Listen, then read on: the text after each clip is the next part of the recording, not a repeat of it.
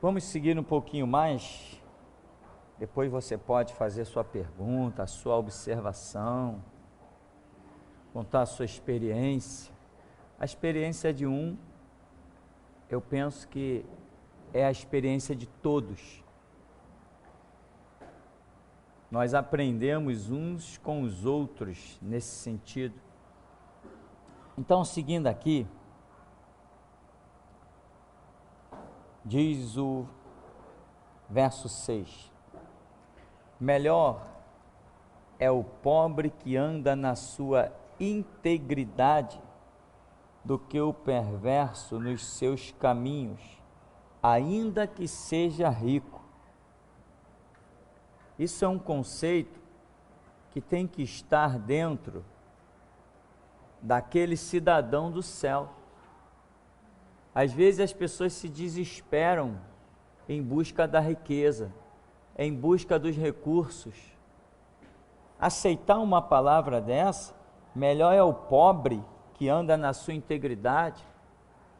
Tem gente que se desespera, não, eu preciso ter um carro, eu preciso ter uma casa. Está vivendo relativamente como pobre, mas ele acha que ele, tem que ter as possessões da terra. Irmão, possessão da terra, acredita no que eu vou te dizer? Possessões da terra é um projeto de Deus. Projeto de Deus para nós. Acredite nisso. A abundância, Abundância, recursos, enfim, isso é projeto de Deus para as nossas vidas. Mas eu não posso nunca ser um escravo desta visão. Senão, sabe o que eu viro? Eu viro Israel. Israel prosperou tanto ao ponto de esquecer de Deus. Tem várias passagens bíblicas. Não sei se no último culto falamos sobre isso, ou no penúltimo. Mais uma vez, irmão, Israel, eu vou te dizer isso para você, ele prosperou tanto, foi uma nação tão rica, que eles passaram a confiar mais na sua riqueza do que em Deus. Agora, por que que Israel prosperou tanto? Israel prosperou por quê? Porque é projeto de Deus que nós venhamos a prosperar. Por quê? Porque Deus tem prometido, a Escritura diz, que nós comeremos do melhor de quê? O melhor da terra. Então, prosperar agora, comer do melhor da terra pelos recursos de Deus, não significa nem necessariamente que eu tenha dinheiro, mas que mesmo sem tê-lo, eu comerei do melhor da terra. Aí já é outro degrau de fé, porque tem pessoas que dizem assim, como que eu vou ter se eu não tenho dinheiro para comprar?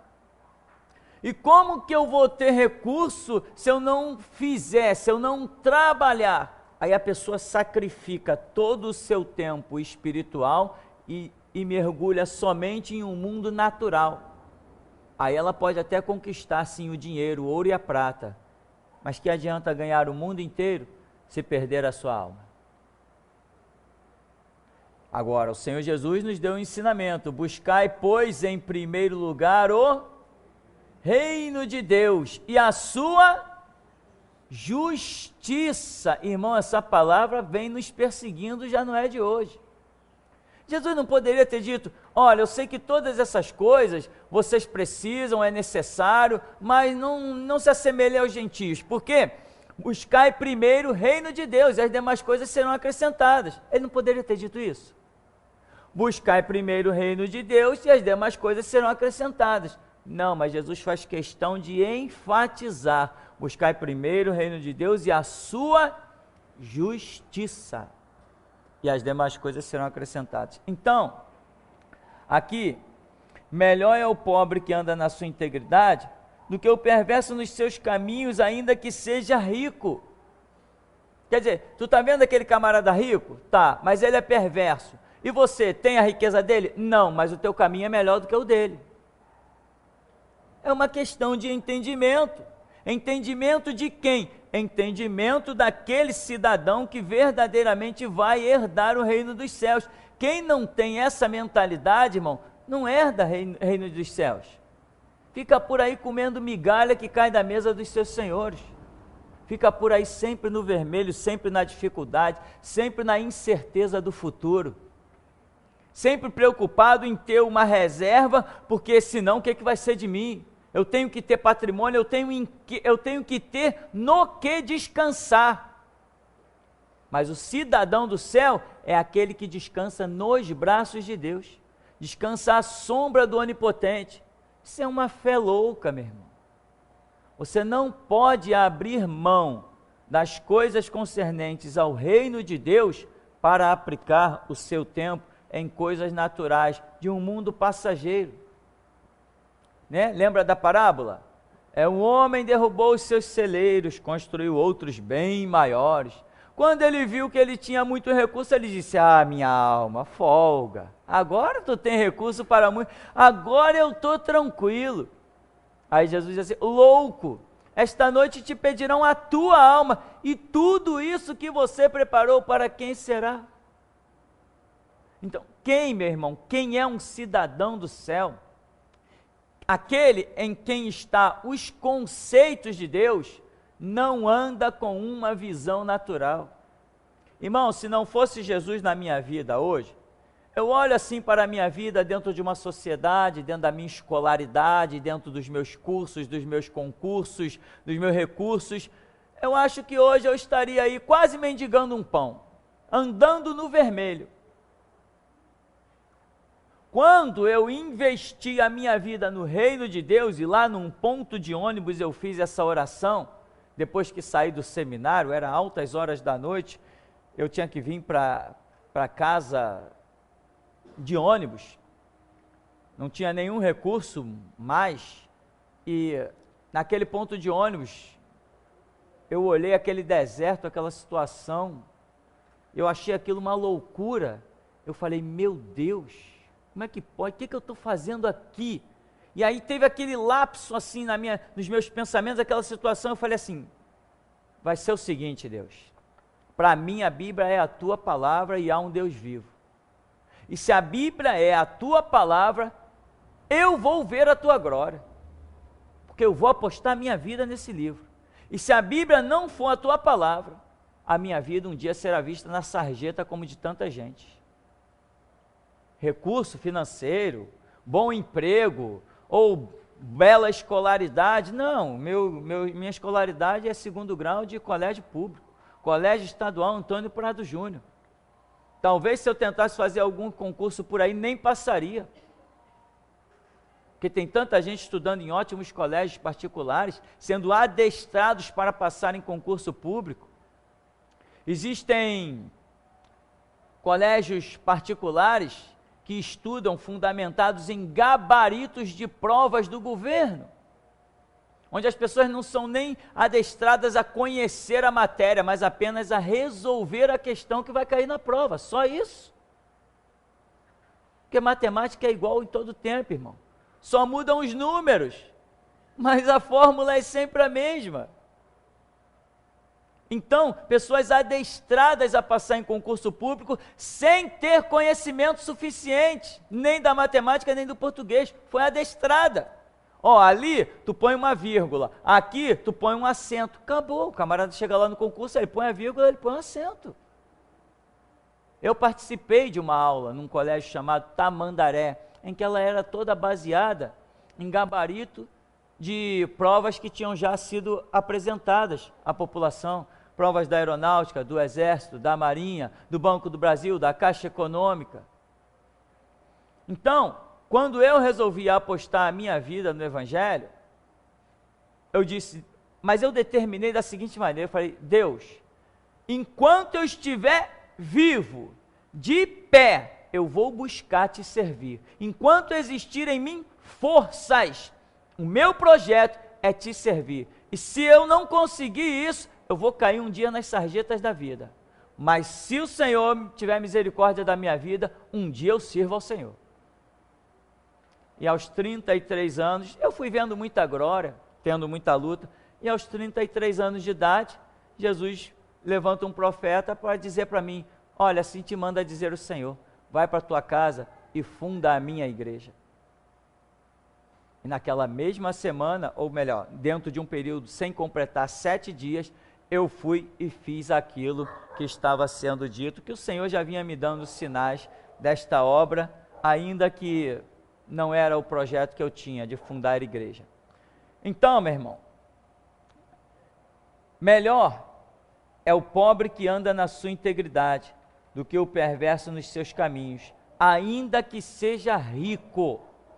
Não atente, irmão, você viu uma pregação que estivemos aqui esses dias, e eu disse, eu não entendo, eu não considero, eu não compreendo que nenhum homem na face do planeta Terra tenha mais do que o que eu tenho. Ninguém tem mais do que o que eu tenho. O que eu tenho é muito grande. Eu tenho Deus. O camarada, ele pode ser rico, mas ele anda com segurança, ele anda em carro blindado.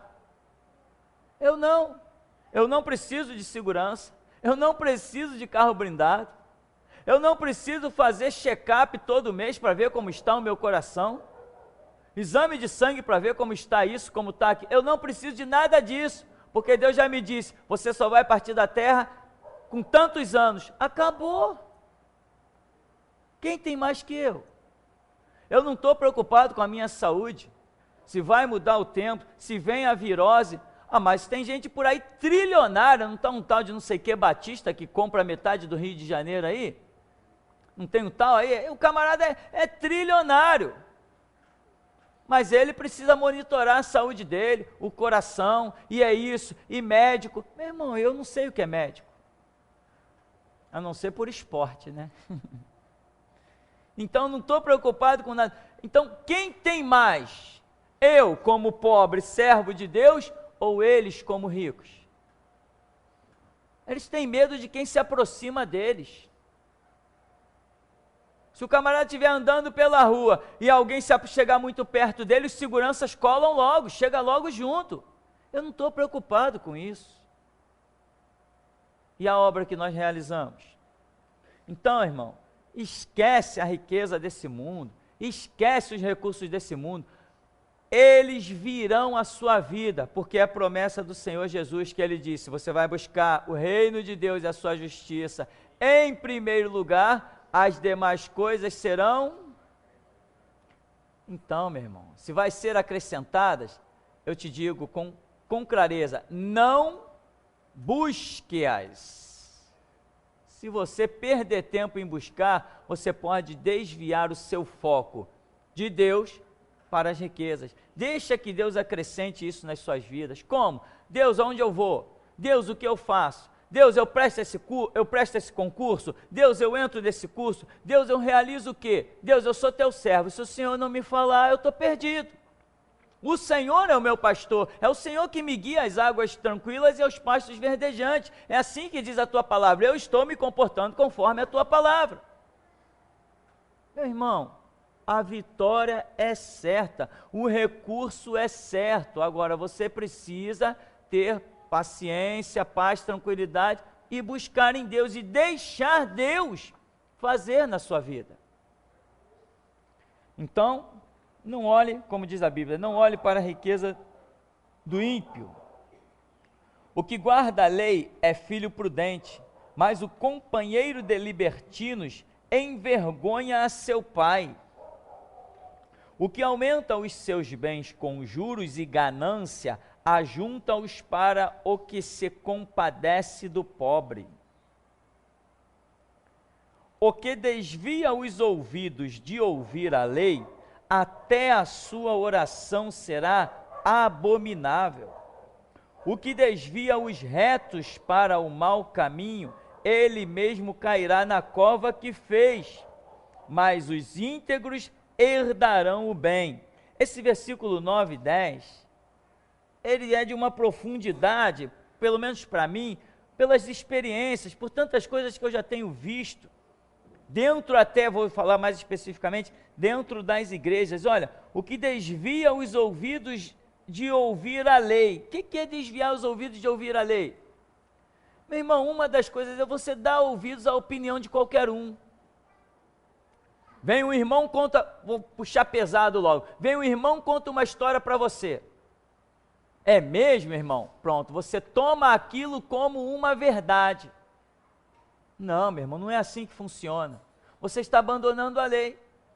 Porque a verdade não vem da boca de homens, a verdade vem do Espírito Santo. Se você ouve alguma coisa, não a tome logo por verdade. Isso pode se transformar numa cova. Vai orar para saber aonde está a verdade. Já teve pessoas aqui, inclusive, me participando de experiências. Pastor, fulano falou comigo isso, isso e isso, mas eu fui orar e olha o que Deus me disse, eu sonhei isso, isso e isso. Eu falei, então, meu irmão, você foi orar, a resposta veio. Agora, poderia ter se deixado levar. Não, é o irmão fulano, é a irmã fulana, e tem uma integridade, irmão, quem tem integridade tem que ser testemunhada por Deus. Ninguém conhece ninguém na intimidade. Tem um provérbio no mundo que diz assim, coração é terra que ninguém pisa. Ou seja, coração é conhecido de cada um e Deus conhece. Então nós não podemos, a Bíblia diz, maldito o homem que confia no homem. Então você tem que atentar para essas realidades. Diz assim, o que desvia os ouvidos de ouvir a lei, até a sua oração será abominável. Ou seja, se desviou de ouvir a lei, nem orando o camarada vai ter resposta, ele está vivendo em abominação. O que desvia os retos para o mau caminho, ele mesmo cairá na cova que fez, mas os íntegros herdarão o bem. Ou seja, tem pessoas que desviam os retos para o mau caminho, com uma palavra. Tem gente que está fora do projeto de Deus, mas convida outros a entrar também no seu projeto. E o inocente, o camarada inocente, ele vai. Entende? Dentro das igrejas, como eu vi situações assim, desde o tempo que eu era da igreja batista. Pessoas chegarem para mim e dizem assim, poxa, o irmão fulano está com um projeto lá, poxa, vamos lá apoiar o trabalho dele? Eu digo assim, eu não ouvi o pastor falar desse projeto na igreja, não. Não, mas é para servir Jesus, rapaz. Vamos lá apoiar o irmão. Eu falei, não, meu irmão. Se tem um projeto no ministério que é para servir Jesus, o pastor tem que saber dele. O pastor sabe dele. Você é muito radical. E hoje eu olho e vejo, quem está de pé? Sou eu. Mas são pessoas que até, diria eu, na sua inocência, acabam encontrando a cova. Eu não posso participar de um trabalho sem a liderança da igreja. Eu não posso, de jeito, mas nem pensar. Longe de mim tal coisa, e eu nunca fiz isso. Quando alguém propunha alguma coisa, poxa, irmão, estou pensando em fazer isso, isso e isso. Às vezes a intenção parece ser muito boa. Eu diria, irmão, conversa com o pastor. Mas você acha que precisa falar com ele? Eu digo, eu acho que sim. Tem que saber, senão você vai trabalhar para um lado e ele está trabalhando para o outro. No final pode haver um choque aí. E sabe que choque com liderança de igreja, né, meu irmão? Não é bom negócio. Não é bom negócio. A corda sempre rebenta do lado do mais fraco. É sempre assim. Então, diz, o que semeia, né, o que desvia os retos para o mau caminho, ele mesmo cairá na cova, mas os íntegros herdarão a terra. Então, para nós concluirmos aqui, o homem rico é sábio aos seus próprios olhos, mas o pobre que é sábio, sabe sondá-lo. Quando triunfam os justos, há grande festividade. Quando, porém, sobem os perversos, os homens se escondem. O que encobre as suas transgressões jamais prosperará, mas o que as confessa e deixa alcançará a misericórdia. Feliz o homem constante no temor de Deus, mas o que endurece o coração cairá no mal. Verso 13 e 14, para nós entendermos. O que encobre as suas transgressões jamais prosperará, mas o que as confessa e deixa alcançará misericórdia. Feliz o homem constante no temor de Deus, mas o que endurece o coração cairá no mal. Uma característica típica do cidadão que tem o favor de Deus, é o cidadão do céu.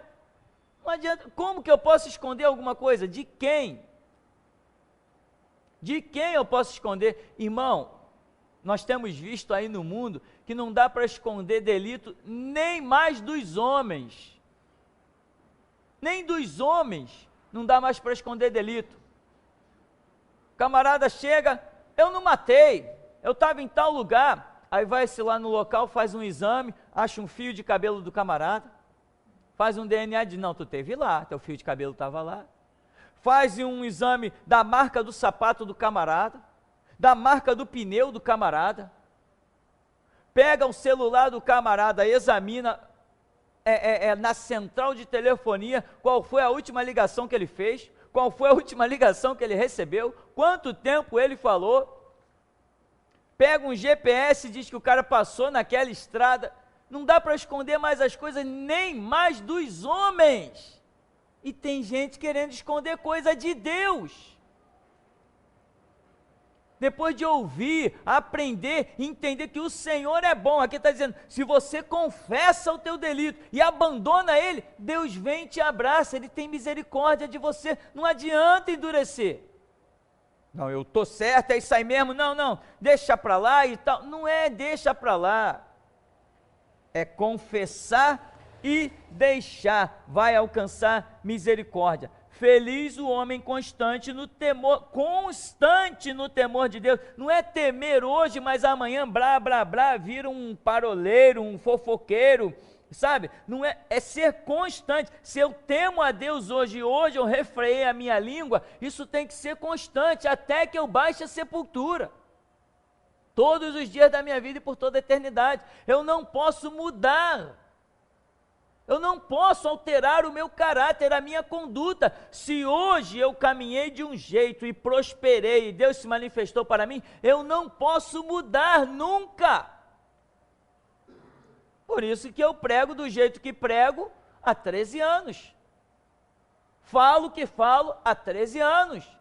Há 13 anos as pessoas estão ouvindo que isso aqui é um centro de seleção. As pessoas estão ouvindo que isso aqui não é para qualquer um. As pessoas estão ouvindo que isso aqui, para chegar aqui, só se Deus trouxer, que Deus falou que ia selecionar pela dificuldade de chegar nesse lugar. Eu venho falando isso há 13 anos, eu não vou mudar, eu vou falar sempre. Ninguém vai ficar aqui dentro enganado como se isso aqui fosse uma igreja batista, metodista ou assembleiana, não vai ficar. Chegou aqui, não vai demorar uma semana, vai me ouvir dizendo isso. Você está aqui para ser selecionado. Então te prepare para a prova. Te prepare para a luta, te prepare para a guerra. Eu não posso mudar. E aqui está dizendo, feliz o homem constante no temor de Deus, pois o que endurece o coração cairá no mal. Depois você conclui a sua leitura desses Provérbio 28, que ele tem coisas, lições, dicas tão belíssimas, que eu tenho certeza, meu irmão, que bastaria você observar o Provérbios 28 e você consegue passar pela estreita porta do reino dos céus. Então, quero saber se alguém tem alguma pergunta, tem assim uma colocação que possa edificar a todos nós.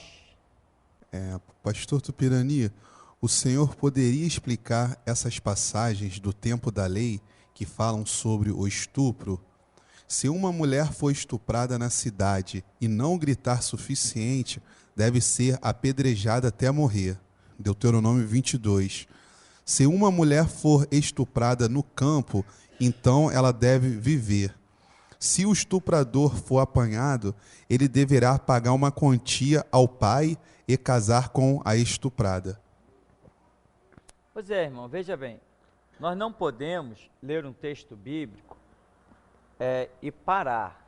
Nós temos que concluir toda a leitura para poder chegar à conclusão do que a Bíblia está dizendo. Tem gente que acha que tem que ler um versículo e interpretar o versículo. Eu já conheci pessoas aqui nesse ministério que tinham esta mania.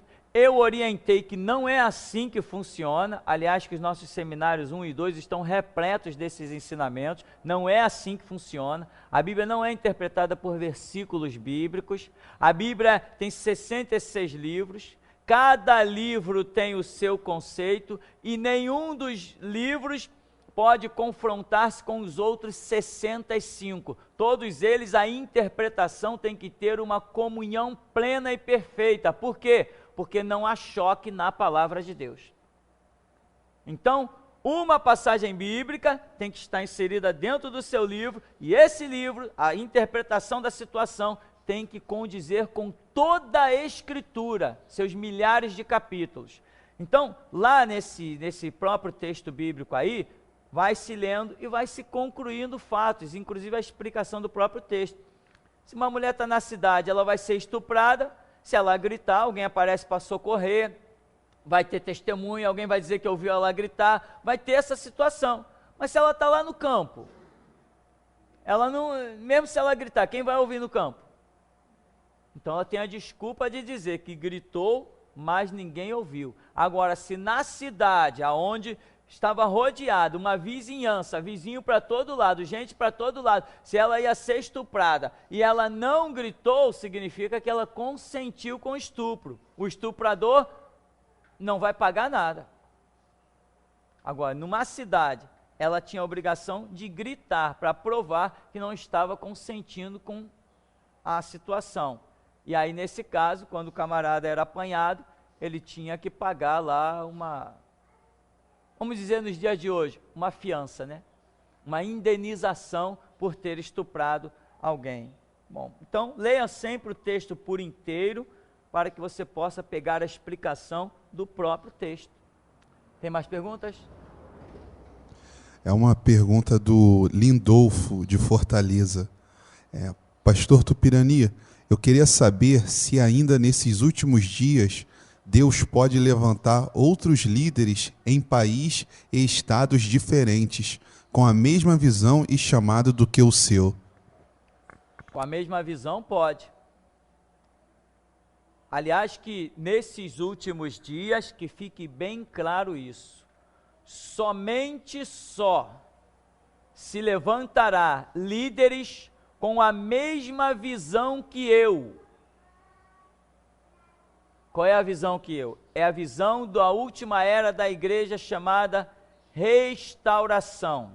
Se alguém disser para você que foi levantado como líder nesses últimos dias e ele não tiver a visão da restauração, mande o meu recado para ele, que ele não é líder, não é pastor, ele é apenas um palhaço, um marionete na mão dos outros, porque não existe outra visão. Nós entramos numa dispensação, isso está bem explicado nos nossos seminários passados, principalmente o 1 e o 2, entramos numa dispensação chamada restauração. Isto não é brincadeira, ou seja, dispensação é o período de tempo histórico, espiritual, em que Deus trata com a humanidade de uma determinada forma específica, ou seja, entramos na dispensação da restauração como a Bíblia nos ensina.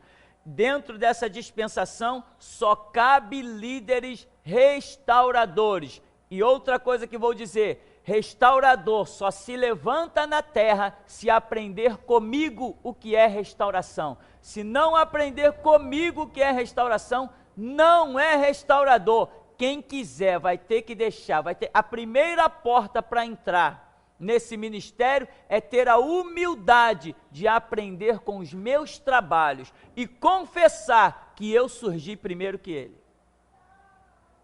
Se não fizer isso, está frito, está perdido, vai se iludir até naufragar na sua própria fé. Nós estamos em uma dispensação, não é um mover, não é uma coisinha, é uma dispensação. Essa dispensação vai durar até o arrebatamento da igreja. E a era é restauração.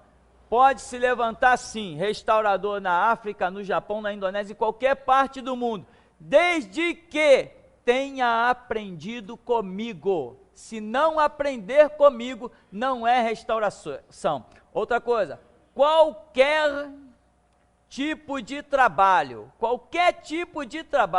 que não faça parte da visão da restauração é tempo perdido, é trabalho inútil, não tem efeito. Eu vou visitar nos hospitais, vai lá, palhaço, vai visitar nos hospitais.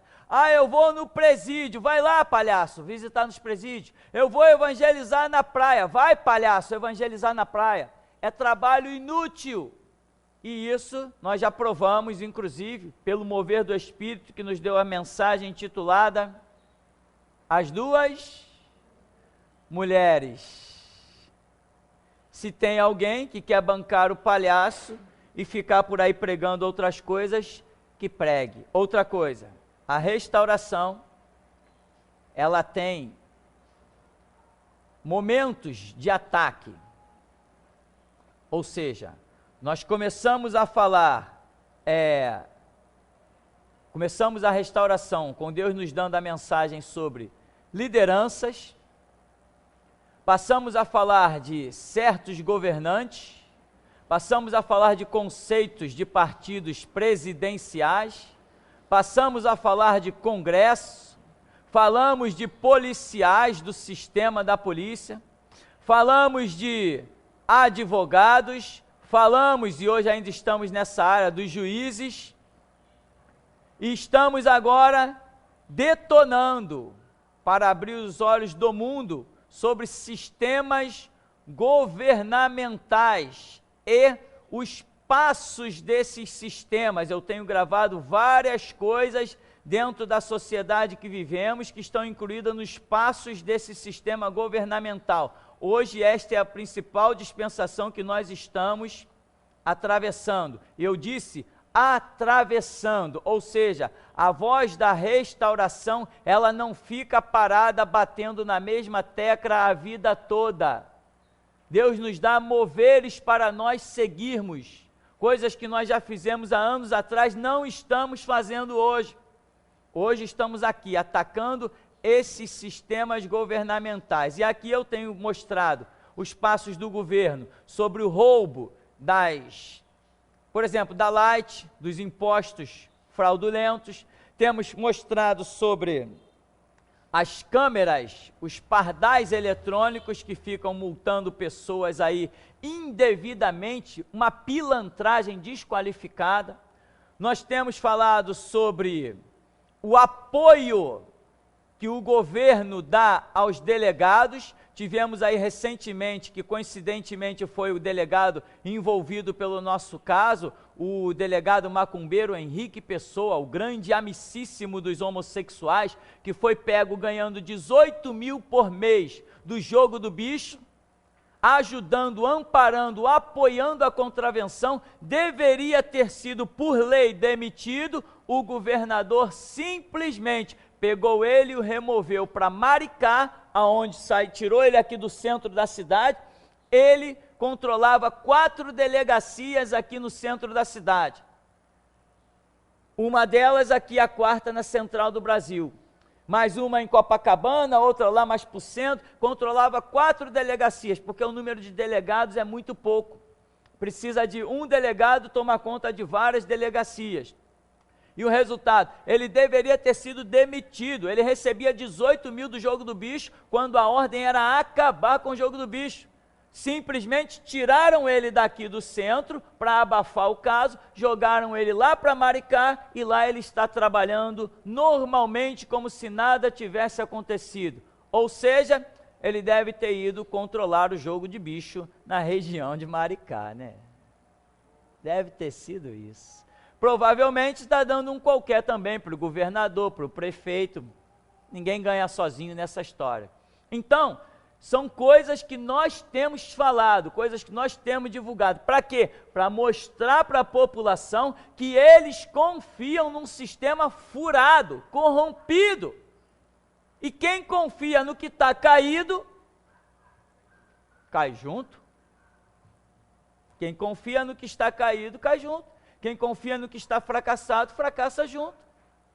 E assim Deus nos tem dado a direção. Então, voltando à pergunta lá do irmão, restauração é o mover. Surgiu um líder ali na esquina, deixa eu ver, ele prega o quê? Amigo, o que você prega? Eu estou pregando a evangelização de todos os povos, quase que não sai. É? Então, meu amigo, tira essa roupa de palhaço, esse nariz de palhaço, vai procurar o que fazer, vai arranjar uma louça para você lavar. Se Deus levantou, tem que ser restaurador, tem que denunciar. Se não é assim, não é restaurador. Então essa é a resposta, tá? Deus pode levantar no mundo inteiro, como Deus já chamou nos Estados Unidos, chamou na Alemanha, no Brasil aqui, em vários lugares, pastores que estiveram em contato comigo. Caramba, eu ouvi aquela mensagem, é verdade mesmo, tal, mas não tomou nenhuma posição. E pensa que é pastor, não é mais. Aqui na Barra, um entrou em contato comigo, poxa, eu ouvi aquelas mensagens, tal, queria CD, queria isso, queria aquilo. Eu sou pastor de uma igreja, tem 40 pessoas, eu disse assim, você já mostrou a voz da restauração para a tua igreja? Não, eu acho que o meu povo ainda não está preparado para isso. Eu falei assim, e você se achou preparado para isso? Ou seja, ele queria esconder do povo dele a voz da restauração, por quê? Porque ele viu que o meu ministério era maior que o dele. Ele ficou com medo das pessoas saírem da igreja dele e vir para a minha, quando na verdade não é esse o projeto, é aonde quer que cada um esteja, faça a obra lá, não tem ninguém que vem para cá não. O meu ministério alcança os 4 cantos do mundo. Já pensou eu querer que o pessoal da Espanha venha para cá? O pessoal do Japão venha para cá? O pessoal da África venha para cá? O pessoal de São Paulo venha para cá? De Santa Catarina, do Mato Grosso, do Nordeste? Eu vou ter que ter o quê? Eu vou ter que alugar o estado do Rio de Janeiro para congregar todo mundo. A visão não é essa, meu irmão. A visão é que cada um cresça com a visão correta no seu lugar, e ali Deus vai usar para fazer a obra. Mas um mercenário desse, que tem medo de que a sua igreja o abandone e ele fique a ver navios, fica dando essas desculpas. Mais perguntas? Desculpe a ignorância, mas o querer comer algo de alguém significa como cobiça? O querer comer? Não entendi, não sei do que ele está falando. Tem mais explicação? Não sei. Tem mais perguntas? É uma pergunta do Vitor. Pastor, como devemos agir com os escândalos que estão na mídia, como o do pastor Marcos Pereira? Escândalo? Cadê o escândalo? Eu não vi nenhum escândalo. Um estuprador ser preso é escândalo para a igreja? Um assassino ser preso é escândalo para a igreja? Não tem nada a ver com isso. Os ímpios estão por aí matando, assaltando banco, estuprando, praticando pedofilia. Ele é apenas mais um. Ele nunca foi pastor. Nunca foi pastor aquele homem. Não tem escândalo nenhum em um estuprador ser preso. Que ele mofe na cadeia, como é o meu desejo, para todo estuprador. Agora, tem um tal de Marco Feliciano aí que pensa que é pastor, que está defendendo o cara. Usando o seu título de comissão, como é que é o negócio? Comissão de Direitos Humanos, para querer defender o cara. Dizer que vai bloquear porque é perseguição. Perseguição? Vai visitar as vítimas do estupro, seu idiota. Vai lá prestar solidariedade para as mães que têm as suas filhas violentadas. Quem foi que disse que isso é escândalo para a igreja? Não tem escândalo nenhum. Escândalo para a igreja é quando um servo do Deus vivo comete um delito. Isso é um escândalo para a igreja. Mas pilantra, safado e sem vergonha, isso não é escândalo para a igreja. Que ele morfe atrás das grades. Esse é o meu desejo. Porque é o meu desejo para todo pilantra e sem vergonha. Mais perguntas? Não? Aqui temos mais perguntas? Ninguém? Bom, então, nós vamos agradecer ao Deus vivo e poderoso, nesta manhã, que Ele nos tem dado.